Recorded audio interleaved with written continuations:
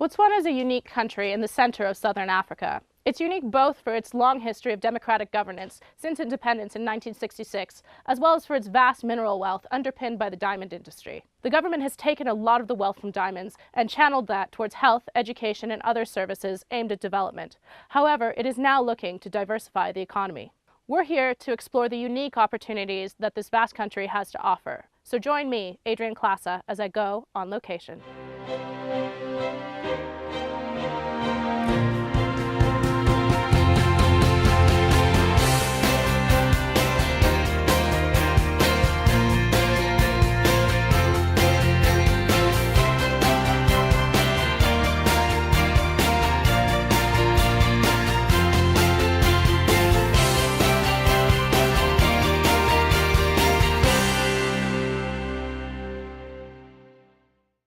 Known for its mineral wealth and nature reserves such as the Okavango Delta, this is the world's most sparsely populated country. At independence, it was also one of the world's poorest. Progress has been made since then. Botswana has achieved steady growth and become a middle-income country. However, stubborn pockets of poverty remain, particularly in remote, rural areas. With unemployment still high, the government is now looking to promote a broader range of sectors. The Botswana Investment and Trade Center is the agency charged with helping drive the country's economic development and diversification efforts through investment attraction. Its one-stop service center assists foreign investors with setting up in Botswana. We found it fitting to come up with a targeted program to show people around the world what Botswana is, what we stand for, and that we are very different as a country to the rest of Africa. We have a very long track record of political and economic stability. All the macroeconomic fundamentals compared to the rest of SADC and Southern Africa are very strong. From a location point of view, it makes a lot of sense, for investors to really consider Botswana. We have a competitive advantage in that, our country is one of the least corrupt in the continent, and we find that many of the investors, when they think about Africa, they are egged out by issues of corruption, issues of poor governance, issues of bad institutions, all of which you find to be very different in Botswana. We have good institutions. We've worked on building good institutions since independence. Indeed, Transparency International's Corruption Perceptions Index for 2018 ranks Botswana 34th out of 180 countries globally for the cleanness of its public sector, one of only 2 African countries to appear in the top 40. With this solid foundation to work from, diversification is now the watchword across the government. Creating quality jobs for young people is the priority. In order to deal with youth unemployment, it's a cross-cutting issue. You have to deal with it at the highest level and ensure that every ministry, every government department and the private sector are aware of what the transformation agenda is and that they know what their role is supposed to be. With such vast mineral wealth, increasing Botswana's role in the mining industry's value chains is seen as low-hanging fruit. We're still looking around mining, and you may be surprised. Why mining? Because you've been trying to diversify away from mining. For us, it's about beneficiation. How much of the downstream processing can we retain in Botswana? Botswana really is the beating heart of De Beers Group. De Beers has been in Botswana for 50 years, and we are in an equal partnership with the people of Botswana. It's been a remarkable journey for us. The 2 great diamond mines of Botswana, Orapa and Jwaneng, were both found in the late 60s and early 70s. And since then, it's been a gradual progression of Botswana along the diamond value chain, from exploration through to mining, then the sorting of diamonds, the aggregation of diamonds, the sale of diamonds, and we're really proud today the retailing of diamonds to consumers in Botswana. The economy of Botswana depends on the diamond industry, and mining is a big sector over here. But it creates a lot of jobs at the same time, and they're working towards diversification, from what I understand. Indeed, and that's why they want us to add more value to the rough diamonds here and then send it out rather than just sending the rough away from the country. De Beers sells around about 35 million carats of rough diamonds every year to some of the world's great diamantaires who buy them and cut and polish them to sell on to consumers around the world. And all of those sales to those diamantaires now happen in Botswana. And they have since 2013, when we moved all of our sales operations from London to Botswana. And so 10 times a year, every 5 weeks, we have the world's great diamantaires come from India, come from Israel, come from New York, come from China, come from Antwerp, into Botswana, which has really become a center of gravity for the diamond world. So we have got almost about 200 locals here, and we have about 50 odd expats who are here to train the locals and develop the skills and try to get a good production out of it. Setting up of business wasn't a challenge. It was availability of skilled labor which was a major challenge for us. That is why we brought in the expats from India and to transfer the skill and development of the local people. So now that has become our strength eventually. Capturing more value from mining is only part of the story. As in other countries across Africa, manufacturing is another major focus. Economists and policymakers are keen to encourage manufacturing as a way of creating jobs and keeping more wealth here at home. Botswana is no exception. We visited a car parts manufacturing plant as well as a textile mill to see the kind of work that they do every day. Outside of the extractive industries, we're also looking at high value-add industries. We have had a few pockets of automotive component industries here that we're really looking at developing. We're here to visit Pastec, an automotive component manufacturer recently relocated across the border from South Africa to Botswana.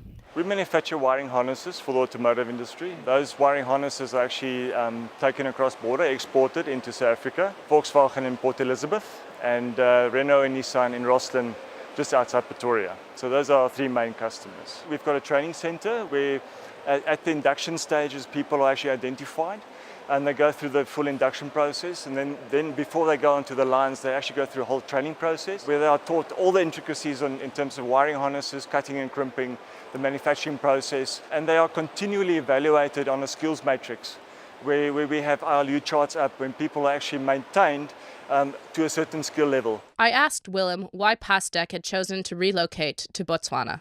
It's labour stability, it's got a pro-business framework. Safety and security in Botswana is extremely well. It actually ranks about third in Africa. We actually import all our products through the South African ports.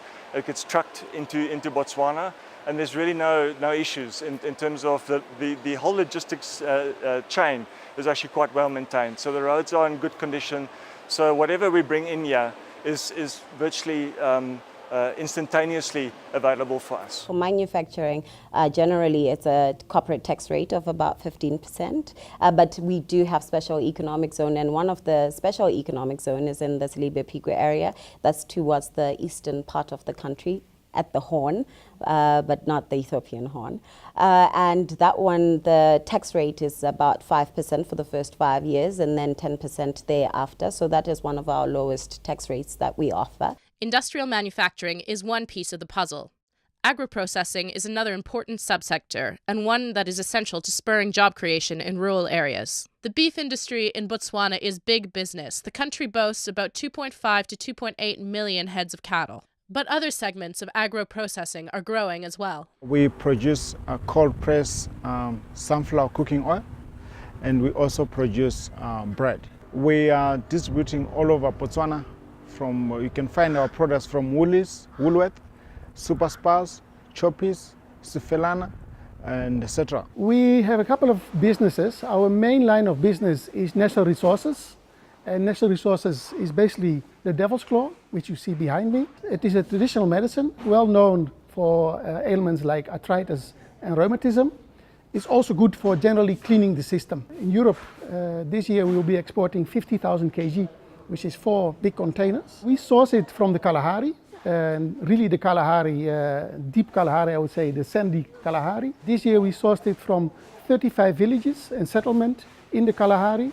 And this is where I would say the poorest people live. Looking at our country, we rely so much in beef and diamond.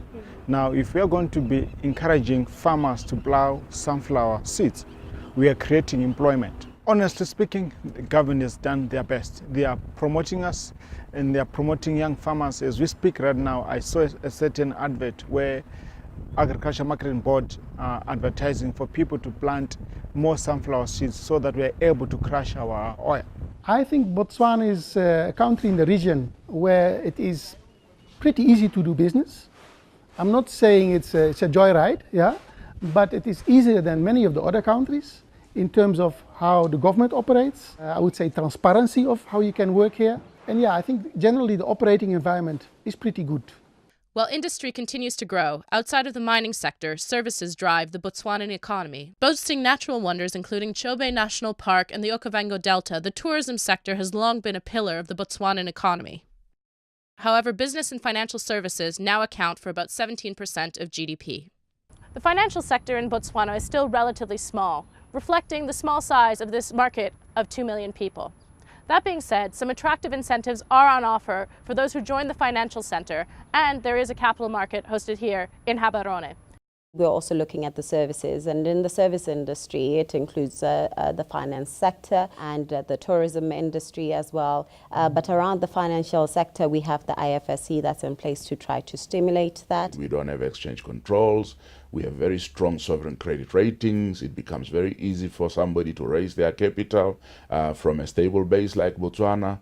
We're going to be speaking to Leukwetse Tumelo, Executive Director of Affinitas, about running his Pan-African investment firm from right here in Gaborone. We're a Pan-African investment holding company, and our business model is to provide the seed capital and start up our own businesses across the continent. We've got an events management business as well, which are looking at Africa as a whole and setting up events across Africa. So we are sector agnostic. We are really keen on our main sectors of interest would be where you can leverage off Africa's growing population and expected growth in Africa's middle income class. There was a number of attractions to basing ourselves in Botswana. One is if you're going to do business across Africa, Botswana offers a developed and stable banking system, which allows us to move funds between ourselves and our investee businesses as and when required, or funds flowing back from the investee businesses to head office. We are listed on the Botswana Stock Exchange. So that means our shareholders who are not based in Botswana, who are not resident in Botswana, are able to repatriate their profits very easily from Botswana. And we also saw the IFSC being a very attractive place to domicile our business or get accreditation to the Botswana IFSC. One of the advantages of the Botswana IFSC is just the efficient tax structure, which allows the flow of dividends from the investee business to the ultimate beneficiaries being our shareholders. Technology and ICT are also important as the African region's young, digitally savvy generation grows businesses on the back of improving digital infrastructure. We've made a significant investment as a country into laying of the fiber optics so that you can then enable ICT operations. But then out of these ICT platforms, you can run some sectors like your business process outsourcing and call centers, particularly to answer the call of creating jobs for the youth. You know, one call center can come here and employ up to 3,000. ICT is contributing about 2% to GDP. I'm here at Brostorn Group in the capital, Gaborone, and I'm going to speak to founder and CEO Martin Stimela. We've come up with innovative solutions for Africans, and we have over 700,000 people that use our platforms. And the idea is to connect the unconnected. We connect governments and merchants to the underserved population. We have like Gaborone, which is where you are, where we have good digital infrastructure, but the minute you move out of Gaborone, it becomes bad. That is the opportunity, and that's where Brostorn comes in, developing relevant solutions for Africa. We're moving into Madagascar, we're moving into the DRC, we're moving into Guinea. Those are the 3 countries that I can give you that we've got confirmation. We partner with mobile networks. We're looking for organizations that have huge databases, and all we do is plug into those organizations and into that infrastructure. So we can do everything remotely from Botswana and, deliver our products that way. I think the challenges are the opportunities. We are still a relatively young country, as well as our startup scene. The ecosystem is quite small, but it's growing. And if you look at us, we are first generation entrepreneurs. Botswana's domestic market may be smaller than some, but the country offers access to a wide range of other markets for foreign investors through trade agreements. So in the SADC region, we have a free trade area that includes about 15 countries. And then we also have SACU, which is 5 countries, Botswana, South Africa, Namibia, Swaziland, and Lesotho. And we have recently signed onto the AfCFTA, so the African Free Trade Agreement. And that will really open up Botswana to the rest of the continent, including some of the biggest economies of Egypt Egypt and in West Africa, Ghana and so forth. Botswana has really good relations with a lot of countries outside of the African continent, and we are party to the AGOA with the US, and we have an agreement with Mercosur in Latin America, and we are building our relations with China as well. From a distribution point of view, it becomes very, very convenient to access any country in the SADC region from Botswana.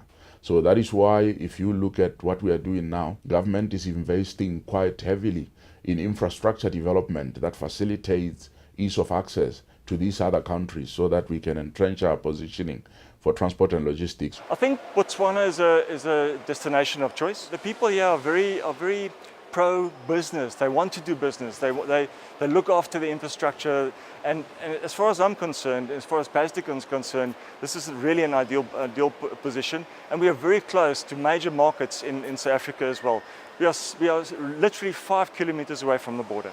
The aim is just to ensure that doing business in Botswana is a lot easier, and that your investments, especially in the extractive industries that are so high, that they are protected, and you can be guaranteed that you can take your profits back home or go reinvest them elsewhere. But we do encourage that there be reinvestment in Botswana. We don't have any exchange controls, which has boded well for our economy. We haven't seen any flight of capital. Instead, because of the flexible environment, people do find the need to just reinvest domestically. A beautiful country full of potential, it's clear that Botswana is moving beyond the diamond industry. From manufacturing to ICT, financial services to agro-processing, the government is an eager partner for investors who want to do business here. This is a country that mixes modern amenities with tradition and vast, beautiful landscapes. Its long history of democratic governance, coupled with favorable market access to other African countries in the region, as well as further afield in Europe and the US, makes this the ideal place to set up shop if you want to capture Africa's dynamism. We hope that you've enjoyed following our journey here as we get a taste of all that Botswana has to offer. And we hope that you'll join us next time to find out where we go on location.